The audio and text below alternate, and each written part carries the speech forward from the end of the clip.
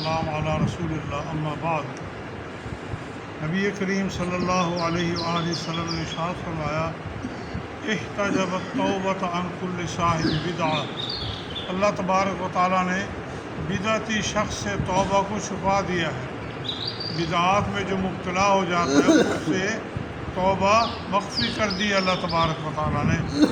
کیوں کہ چور چوری کو گناہ سمجھتا ہے، رشوت لینے والا رشوت کو گناہ سمجھتا ہے، شراب پینے والا شراب کو گناہ سمجھتا ہے، ثواب نہیں سمجھتا۔ لیکن بدعت جو ان سب سے زیادہ خطرناک ہے، وہ اس کا ارتکاب کرنے والا بندہ وہ اسے ثواب سمجھ کر کرتا ہے، عبادت سمجھ کر کرتا ہے۔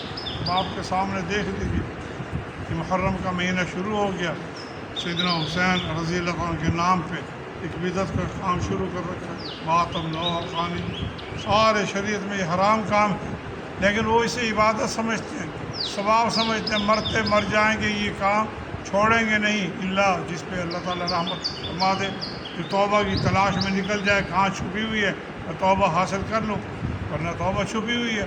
اسی لیے اللہ کے نبی نے فرمایا بدعتی شخص جو ہے اس میں بدعات کے اثرات ایسے پھیل جاتے ہیں جیسے پاگل کتے کا، باولے کتے کا زہر جسم میں پھیل جاتا ہے اور وہ خود بھی کتے کی طرح پاگل ہو جاتا ہے، اسی طرح بدعات کا اثر جو ہے، زہر جو ہے پھیل جاتا ہے جسم میں۔ وہ کہتا ہے یہ ثواب کا کام۔ اب کچھ دن گزریں گے، ربیع الاول کا مہینہ آئے گا، بھائی لوگ لگ جائیں گے اللہ کے نبی کی پیدائش کا جشن منانے، بدعت کا کام۔ کہہ دو بھائی ان کو خوشی نہیں ہے، اللہ کے بندو یہ خوشی اگر ہوتی تو سب سے پہلے سب سے بہترین جماعت جو صحابہ کی تھی وہ یہ خوشی مناتے۔ اور پھر اسی طرح یہ غم کا معاملہ ہوتا ہے۔ شریعت نے 3 دن رکھے ہیں سوگ کے، 3 دن سے زیادہ غم کرنا، سوگ کرنا شریعت نے حرام کرا دے رکھا، کوئی کر ہی نہیں سکتا سوائے بیوی کے، وہ اپنے شوہر پہ 4 مہینے 10 دن سوگ کر سکتی ہے، ورنہ باپ نہیں کر سکتا، ماں نہیں کر سکتی بیٹے پہ، وہ کسی کو 3 دن سے کوئی شک نہیں ہے۔ سیدنا حسین رضی اللہ عنہ کا قتل بڑا ظالمانہ اقدام تھا، ہم ان پہ لعنت بھیجتے ہیں۔ اس میں بڑا بہترین موقف ہے جو بیان کیا ہے اہل سنت والجماعت نے، من قتل الحسین او اعان علی قتلہ او وافق علیہ او کما قال، اس طرح کے لفظ ہے کہ جس نے سیدنا حسین کو قتل کیا، کسی نے قتل میں تعاون کیا یا قتل پر راضی ہوا، فرمایا ان سب پر اللہ کی، فرشتوں کی، ساری مخلوق کی لعنت ہو۔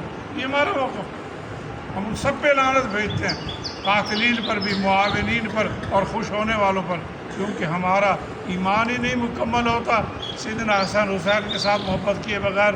فرمایا سیدہ شباب اہل الجنہ، جنت کے سردار ہیں، اور جنت کے سرداروں کے بغیر کون جنت میں جائے گا؟ تو ہماری محبت کا محور ہے یہ حسنین کریمین۔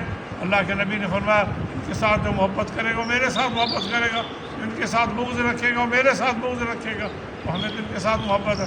اب ان کے نام پہ کاروبار جو شروع کر رکھا ہے، مارنے کا، پیٹنے کا، یہ نوح خانی کا، میرے بھائیوں یہ دین اسلام میں اس کی قطعاً کوئی گنجائش نہیں ہے۔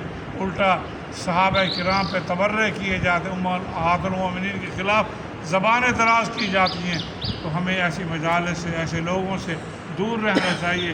بدعتیوں کا یہ ٹولہ ہے، گمراہ ترین ٹولہ ہے، گمراہ ترین، جو ایسے بدعت میں پھنسے ہوئے ہیں، پاگل کتے کا زہر ان کے جسموں میں پھیلا ہوا ہے بدعات کا، اور اسی پہ جی رہے ہیں اور اس کو ثواب سمجھ کر کریں۔ اللہ کا شکر ادا کریں، اللہ تبارک و تعالیٰ نے صاف دین دیا، خالص دین دیا جو قرآن اور حدیث کی صورت میں ہمارے پاس موجود ہے۔ یہ اللہ تبارک و تعالیٰ کا بڑا انعام ہے۔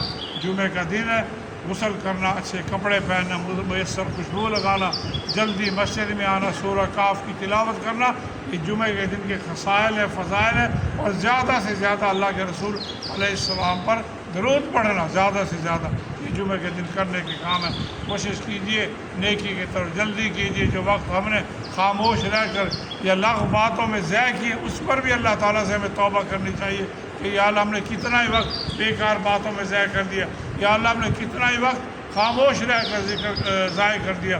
اس خاموشی میں اگر اللہ کا ذکر کرتے اور لغو باتوں سے بچ کر ہم اللہ کا ذکر کرتے تو یہ بڑی سعادت کی بات ہے۔ اس کام سے بھی ہمیں توبہ کرنی چاہیے۔ اللہ تعالیٰ ہمیں سمجھنے کی اور عمل کرنے کی توفیق عطا فرمائے۔